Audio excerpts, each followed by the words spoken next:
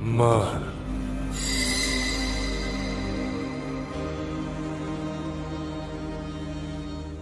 hukmdorga aylandim.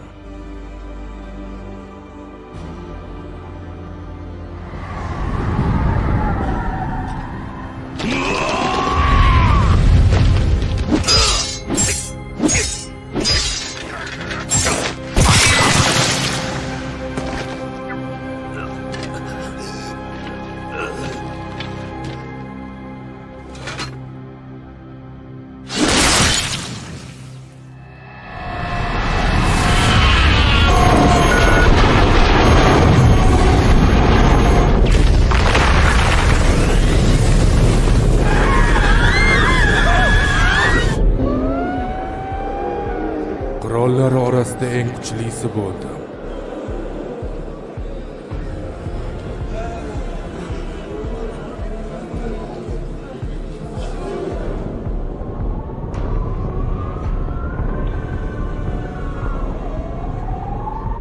Aynan shunaqa. Man eng kuchli, buyuk va adolatli qirol edim.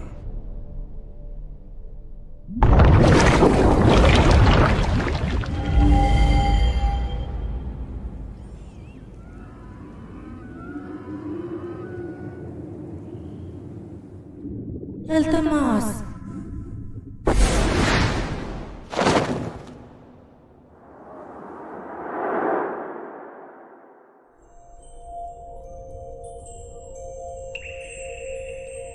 Yangi hayotingda yorug'likka intil.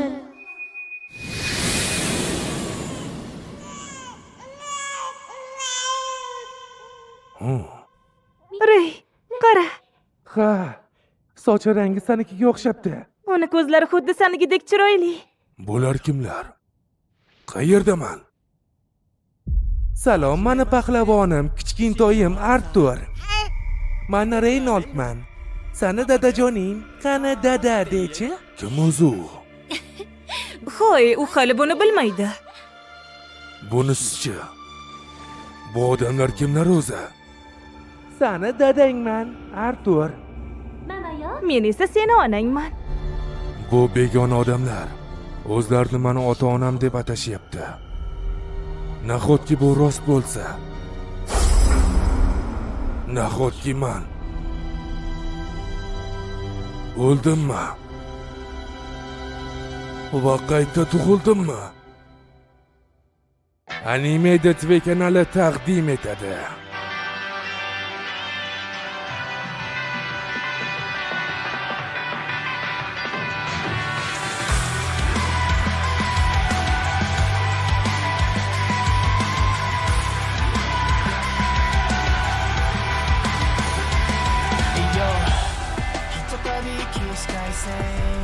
With king's blood running through my veins. Remember so make your sweet. I know I can't get those days back. I gotta come to terms with everything that I've lost. Come on, you shitty types who say kite. I'm never gonna rest until I'm right at the top. No, I won't let this hero in me die. Lean and say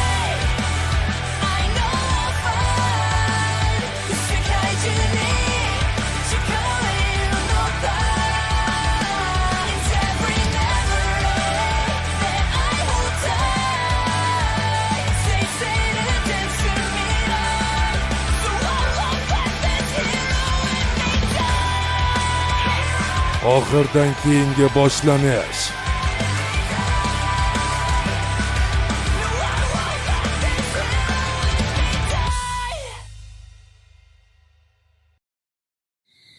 O'ylab qarasam, yuzlab, minglab ulkan g'alabalardan keyin oxir oqibat ojizgina chaqaloqqa aylandim. Qani kichkintoy, ichingda saqlamasdan chiqar. Barakalla, Artur. Alisa va Reynold menga juda ham g'amxo'rlik qilishardi.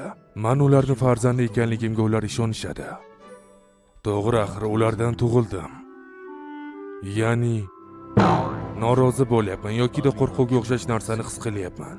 Artur! Alisa, mana bunga bir qara. Artur dadasini juda yaxshi ko'rardi. Qo'lini qattiq ushlab oldi. Bu shunchaki o'zim xohlamaydigan refleks.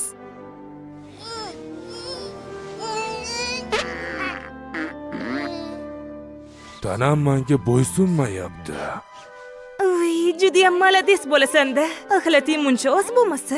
Qanchalik Qani urinmay dumbayni hech narsa yaqinroq. chiqmayapti. Bu kichkina tana xuddi qamoqxonadek. Qani edi bu tush bo'lsa. Ammo bu endi meni yangi hayotimga aylanadi. Ko'p o'tmay tushunish chegarasidan tashqaridagi narsani ko'rishim kerak edi.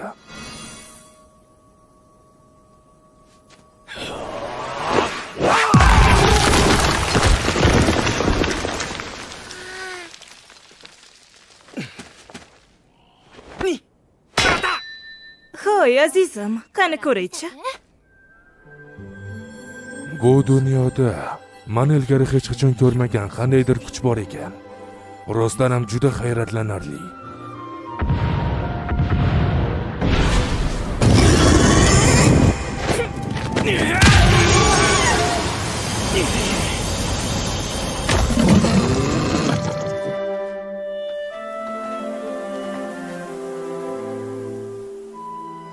Oh, qara, dadang allaqachon qaytib keldi.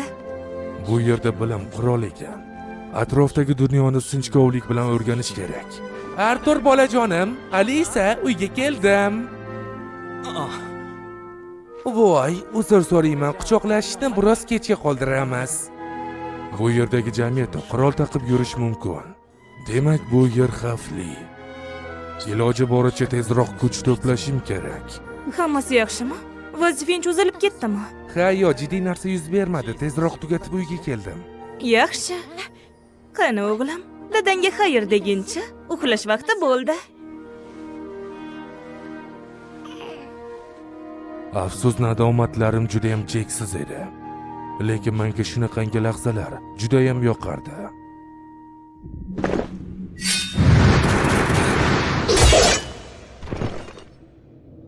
Chunki men o'z dunyoyimda ko'zim ochiq holatda uxlashga o'rgangan edim.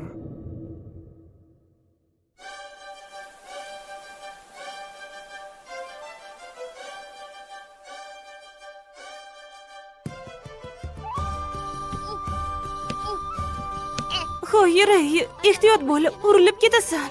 Rostdan ham ehtiyot bo'l.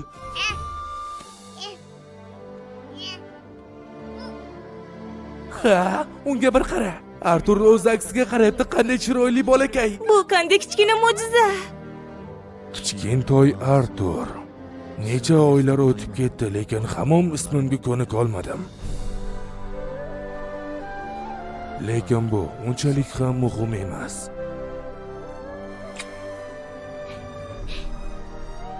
Shirin tushlar ko'r. Artur.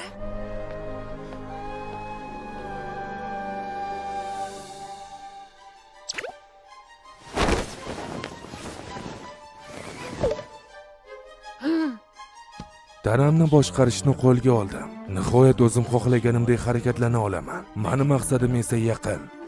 Tezroq harakatlanish kerak. Shovqinsiz harakatlanishim kerak. Bo'lmasam onam sezib qoladi.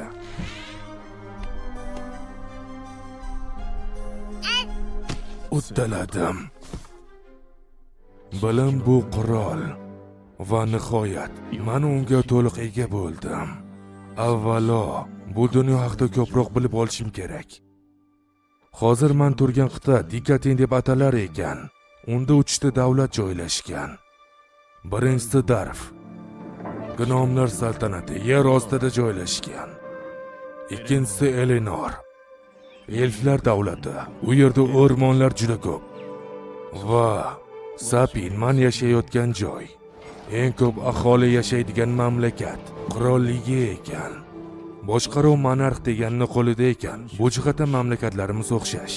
Bu yerdagi farq taxt meros bo'lib o'tar ekan. Meni dunyoyimda esa eng kuchlilar hokimiyatga ega bo'lardi.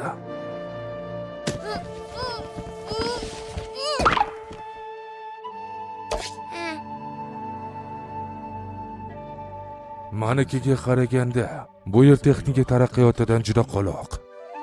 Va bu kitobda esa men sababini topdim. Juda ham oddiy bo'lib chiqdi. Sehrgarlik. Sehr ishlatish uchun mana degan kuch manbai xizmat qilar ekan. Va uni boshqarish qobiliyati irsiy jihatdan o'tar ekan. 100 kishidan faqat bittasi sehrgarlik qobiliyati bilan tug'ilar ekan. Ko'tim qichiyapti. Sehrning 2 turi bor ekan. Nazorat turiga ko'ra farqlanar ekan. Sehr bilan tana kuchaytiruvchi va o'qiladigan afsunlar bilan. Kuchaytirish sehri nomidan ko'rinib turibdiki, tanani kuchaytiradi. Himoyani, epchilikni va kuchni. Har qanday jismoniy kuch oshadi. Afsungarlar esa manani chiqarar ekan va uni oqimni o'z xohishiga ko'ra boshqarar ekan.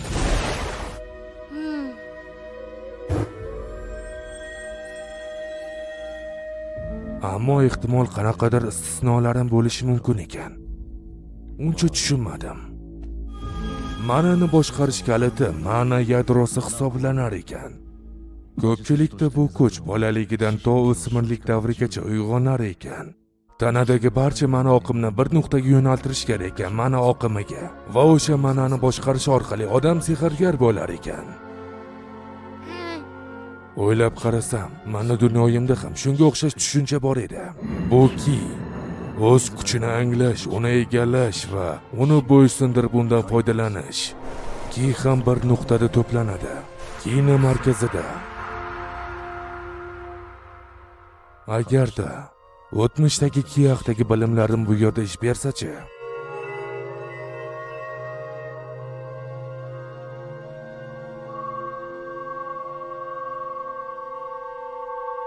Uddaladim. Ana qayerda ekansan? Artur, onajoningni bunday qo'rqitmadi. Mani tutib olishdi. Iyo, Nahotki sezib qoldi. yana xalat qildingmi? Boshqa narsani sezibdi. Bu bilan seni xafa qilmoqchi emas edim. Mana qo'lga tushding. Bu yana qanday sharmandalik. Rostdan ham kitobga ortiqcha berilib sezmay qopman. Qani, cho'milib kiyimlaringni alishtiramiz. Bu tana hali ham mani qafasim. Men yanada kuchliroq bo'lishim kerak.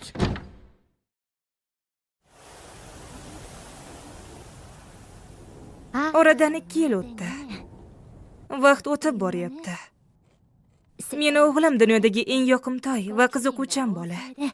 U meni xazinam. Lekin 2 yil ichida uni hech ham jilmayganini ko'rmadim. Nima? Oho, senda iste'dod bor ekan. Ofarin. Alisa, qara o'g'limiz nima qilyapti, Zora? Meni shirin o'g'lim Arturga nimani o'rgatyapsiz? Men shunchaki unga qilishni qanday tutishni o'rgatdim. U endigina yurishni boshladi-ku. Sizni gapirayotgan gapingizni qarang. Kechir meni. Shu 2 yil ichida yashab, ularning oilasida kim boshliq ekanligini sezdim. Balki bu dunyodagi ayollar erkaklardan ustundir.